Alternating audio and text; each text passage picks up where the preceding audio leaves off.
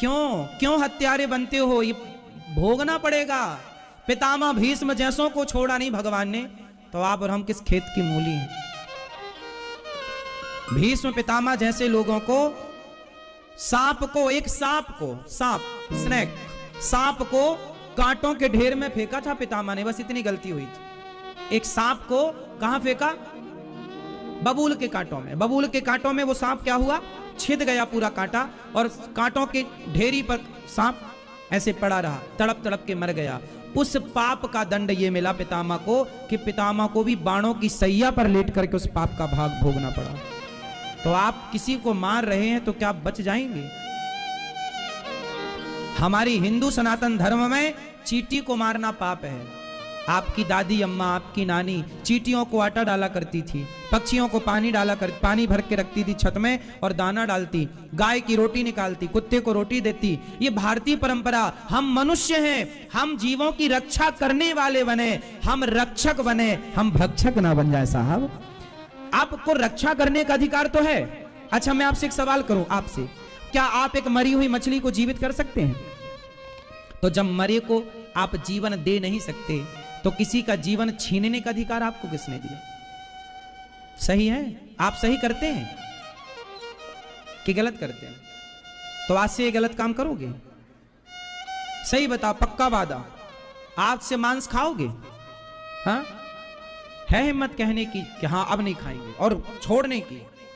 छोड़ देंगे अंडा, मछली, सारा मांसाहार। आज से सात्विक जो खाओगे पहले भगवान जी का भोग लगा के खाना।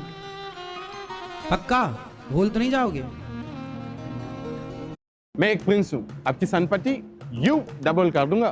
2 good items, very good discount in just 10 minutes. कुछ लोग कहते हैं कि महाराज जी अन्न में भी तो जान होती है, मछली में भी जान होती है, मुर्गे में भी जान होती है, अन्न में भी जान होती है, तो हम जान चाहे अन्न की खाएं या मछली की खाएं, एक ही नहीं? एक बात नहीं है, अंतर है। एक बात बताओ, ये जितनी स्त्रियां बैठी हैं सबको स्त्री कहा जाता है, सारी स्त्रियां हैं, लेकिन जो आपकी पत्नी है उसे भी स्त्री कहते हैं। ये भी स्त्री है, लेकिन वो भी स्त्री है जो आपकी पत्नी है। तो सारी स्त्री और आपकी स्त्री में क्या अंतर है?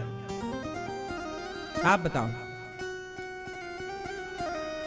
क्या सारी स्त्रियों का आप हाथ पकड़ सकते हैं? क्या सारी स्त्रियों को आप कह सकते हैं कि ये मेरी स्त्री है? लेकिन आप अपनी स्त्री को कह सकते हैं कि ये मेरी स्त्री है। स्त्री तो सारी है, लेकिन उस सारी स्त्रियों में एक स्त्री को आप कह सकते हैं अधिकार से कि ये मेरी है। क्या सारी को आप यहां किसी का हाथ पकड़ के कह सकते हैं कि ये मेरी स्त्री है? नहीं कह सकते। क्यों? जबकि सारी स्त्रियां हैं, लेकिन आप एक को कह सकते हैं कि ये मेरी है, जो आपकी है। आप उस एक को क्यों कह सकते हैं? क्योंकि उस एक को मेरी कहने का आपको अधिकार मिल चुका है, विवाह हो चुका उसके साथ, मंडप के नीचे समाज ने आपको इजाजत दे दी, शास्त्रों ने, धर्म ने इजाजत दे दी कि अब तुम इसको अपनी कह सकते हो, तुम्हारी पत्नी है ये, इसके संग तुम रहो, कोई दिक्कत नहीं। सारी स्त्रियों में एक के लिए आपकी इजाजत है। यदि सारी स्त्रियों को आप अपनी कहने लग जाओगे तो कानून आपको दंड देगा कि नहीं? हाँ, उसी प्रकार जैसे स्त्री तो सारी है पर एक को आप अपना कहने का अधिकार रखते हैं, उसी तरह जान तो सबके अंदर है। मछली के अंदर, मुर्गे के अंदर, अन्न के अंदर, दाल चावल सबके अंदर जान है, लेकिन दाल चावल सब्जी रोटी में जो जान है, उस जान को, उस अन्न को खाने की इजाजत शास्त्रों ने दे दी। उसी तरह जैसे आपकी पत्नी को आपके साथ रहने की इजाजत है, अन्य स्त्रियों को नहीं, उसी तरह धर्म ने, शास्त्र ने बताया कि अन्न खाओ, मांस मत खाओ। मांस खाने की इजाजत नहीं है, अन्न खाने की इजाजत है। तो जो आपको इजाजत है वो तो करो, जो नहीं इजाजत है वो करोगे तो कानून दंड देगा, ईश्वर कानून दंड देगा आपको। आपको अन्न खाने की इजाजत है, भले उसमें जान होती है तो होती है, उसकी इजाजत है। स्त्री तो स्त्री है, लेकिन एक स्त्री को इजाजत है कहने का कि ये मेरी पत्नी है। आप सबको नहीं कह सकते कि ये मेरी पत्नी है। उसी तरह आप सबके मांस नहीं खा सकते, सबकी जान नहीं ले सकते। आप चावल खा सकते हैं, आप गेहूं खा सकते हैं, आप बादाम खा सकते हैं, आप फल खा सकते हैं, लेकिन आप मांस नहीं खा सकते। मांस खाओगे तो अपराध होगा। वैसे ही जैसे आप किसी स्त्री को हाथ पकड़ के कह दो कि ये मेरी पत्नी है तो अपराध होगा, दंड मिलेगा आपको। क्यों आप किसी स्त्री का हाथ पकड़ रहे हैं? उसी तरह क्यों आप मांस खा रहे हैं? ईश्वर आपको दंडित करेंगे। विधान है सबका साहब, कोई मनमानी थोड़ी है। ये भारत देश एक विधान से चलता है तो ईश्वर की पूरी सृष्टि विधान से चलती है। यदि उस विधान का कोई उल्लंघन करेगा तो चाहे कोई हो दंड का भागीदार है। इसलिए कहते हैं विधि का विधान, ये तो विधि का विधान है। इसलिए क्या कहते हैं, ये तो विधि का, तो आप विधि का विधान तोड़ रहे हैं मांस खा करके। अब नहीं तोड़ेंगे, आप वादा कर चुके, अब पक्का वादा।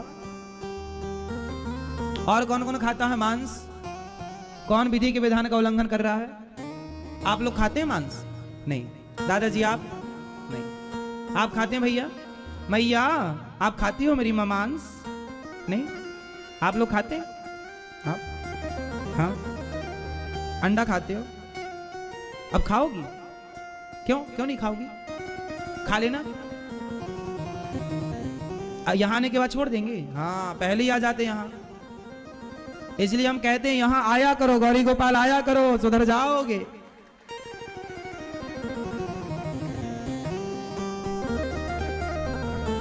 हाँ अच्छा, अभी 4 बजे के बाद बात करेंगे।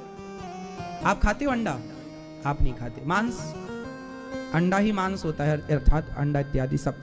तो कलयुग के 4 कमरे हैं मैया। कलयुग के कितने कमरे? वो पहला वाला कौन सा था, जरा याद दिलाओ, हम भूल गए। कौन सा? ये आप बताओ मैया, चश्मा वाली मैया बताएंगे। कलयुग का पहला ठिकाना, कलयुग का पहला घर जुआ। मैया दूसरा वाला बताओ आप, हम भूल गए।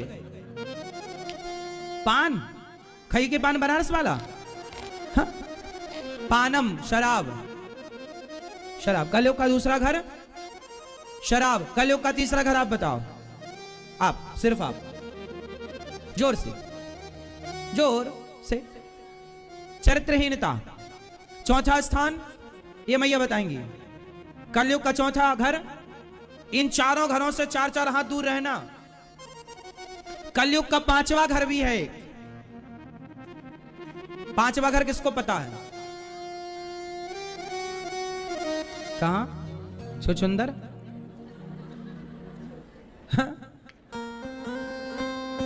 कलयुग का 5वां घर कौन सा मैया? कलयुग का 5वां घर है बेईमानी से कमाया हुआ धन। बेईमानी से जो धन कमाया जाए, उस धन में भी कलयुग बैठकर बुद्धि भ्रष्ट कर देता है। इसलिए ईमानदारी से कमाओ। भ्रष्टाचार बेईमानी कितना करोगे, पतन कर देगा तुम्हारा धन। कितने लोग हैं साहब जो धन बहुत कमाए, पर उनका धन उनके सामने ही उनका नाश करके चला गया। धन के चक्कर में पागल ना हो जाना। पैसा कमाओ पर ईमानदारी से कमाओ। ये नहीं कि बेईमानी करके कमाओ, धन ना सेट हो जाओ, नाश कर देगा वो धन। नमक रोटी खाओ ईमानदारी की, 56 भोग मत खाओ बेईमानी के। नमक रोटी बढ़िया तुम्हें पचेगी और खुश रखेगी। बेईमानी का 56 भोग नाना प्रकार की बीमारी बनकर के, व्याधि बनकर के पैदा होगा, मार डालेगा, नाश कर देगा वो बेईमानी। इसलिए मेहनत का, पहले के लोग ईमानदारी का खाते थे, मेहनत का खाते थे, बेईमानी थी नहीं। पहले के लोग 1 लाख रुपए कोई देना तो नहीं लेते थे। नहीं साहब हम क्यों ले, हमारी कमाई जो है वो हम उसमें, हम आपका पैसा नहीं लेंगे, 1 रुपए क्यों ले, हमें पचेगा नहीं। क्यों बेईमानी का हम कमाए, ईमानदारी का खाएंगे।